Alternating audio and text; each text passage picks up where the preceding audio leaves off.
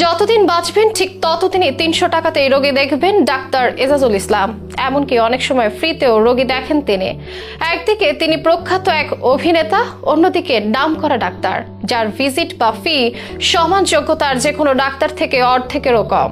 এজন্য গরিবের ডাক্তার হিসেবে খ্যাতি কুড়িয়েছেন এজাজ সাহেব। তার মতে অতিরিক্ত টাকার নেশা একটি মানসিক রোগ, যা মানুষের জীবনের প্রকৃত অর্থ ও আনন্দকে ম্লান করে দেয়। আর তিনি সে পথে ছুটতে চান না। নেন অল্প স্বল্প চিকিৎসা ফি, দেন বড় বড় চিকিৎসা সেবা। তার চেম্বারও তাই রোগীদের ভিড় লেগে থাকে প্রায়। পর্দার এই লোকটা যতটা না মুগ্ধ করে, পর্দার বাইরে সে মুগ্ধতার রেশ যেন আরো কয়েক গুণ বেশি। তার জীবনের অন্যতম বিশেষ দিক হলো তার সততা।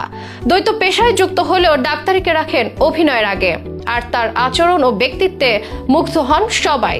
পর্দার তার সাক্ষাৎকারগুলো যেন কেবল শুনে যেতে ইচ্ছা হয় দর্শকদের। অসাধারণ এই অভিনেতার গরিবী ডাক্তার হয়ে ওঠার গল্প এবং তার চিকিৎসা সেবার আদ্যপান্ত নিয়েই বিশেষ এই সবিজ আয়োজন।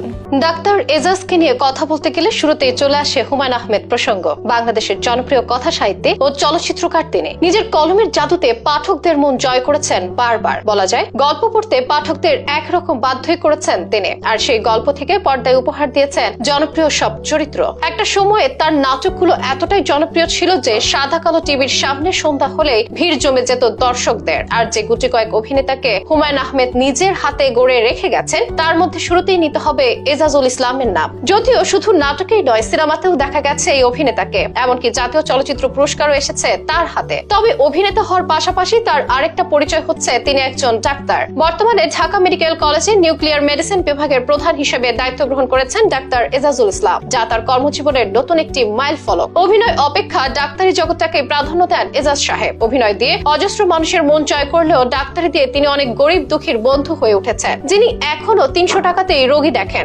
সাধারণত একজন বিশেষজ্ঞ চিকিৎসক অনেক বেশি ফি নেন, কিন্তু ডাক্তার এজাজ সরকার স্বল্প ফিতেই রোগী দেখায়। আর্থিকভাবে দুর্বল মানুষদের জন্য তিনি সহজলভ্য হয়ে উঠেছেন। এমনকি ফিটাও তিনি নেন না অনেক সময়। মুক্তিযোদ্ধা ও গরিব অসহায়দের চিকিৎসা সম্পূর্ণ বিনামূল্য করে থাকেন। তার এই সহানুভূতিপূর্ণ মনোভাব এবং সামাজিক কর্মকাণ্ডের জন্য তিনি দেশবাসীর কাছে ব্যাপক জনপ্রিয়তা অর্জন করেছেন। একই সাথে তার নামের সাথে যোগ হয়েছে গরিবের ডাক্তার উপাধি। সম্প্রতি তিনি একটি বেসরকারি টিভি চ্যানেলের টক শোতে এসে বলেছেন, ঢাকা মেডিকেলে আসার পর সেখানকার স্টাফরা আমাকে বললেন, স্যার রোগী দেখতে যে ফি নেন সেটা খুবই সামান্য, আপনার ভিজিট ফি বাড়ানো উচিত। তাদের কথায় ৩০০ টাকা থেকে ফি করলাম ৫০০ টাকা, কিন্তু দুদিন ৫০০ ফি নেওয়ার পর দেখলাম অনেক রোগী খরচ বহন করতে পারছেন না। পরে আমি আবার ৩০০ টাকা ফি নেওয়া শুরু করি। সবাইকে বলে দেই যতদিন বাঁচবো ততদিন ৩০০ টাকা ফিতেই রোগী দেখবো। তার মতে স্বাচ্ছন্দ্যে জীবনযাপনের জন্য মানুষের খুব বেশি টাকার প্রয়োজন হয় না, কিন্তু যখন কেউ টাকার প্রতি অস্বাভাবিক আসক্তি তৈরি করে, তখন এটি নেশায় পরিণত হয় এবং মানসিক স্বাস্থ্য ক্ষতিগ্রস্ত হয়। সেই নেশায় পড়তে চান না তিনি।